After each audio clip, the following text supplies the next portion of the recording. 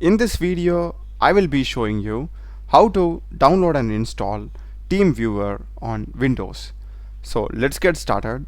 First thing, just search for TeamViewer download. We'll be having the official link from teamviewer.com. Just click it, and here we are having the download option.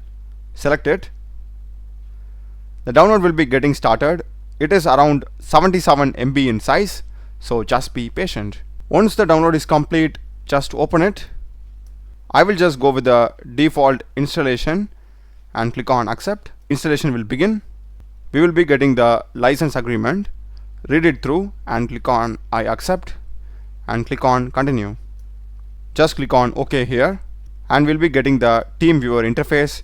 Here we will be having the ID as well as the password. You just need to share your ID and password with the other person who wants to take remote off your system, or else you can just enter the session code over here. And here we are having an option to sign in. If you already have one, do that, or else create an account. After you sign in, we will be getting an interface like this. Just click on continue and click on get started. And here you will be having the remote support option.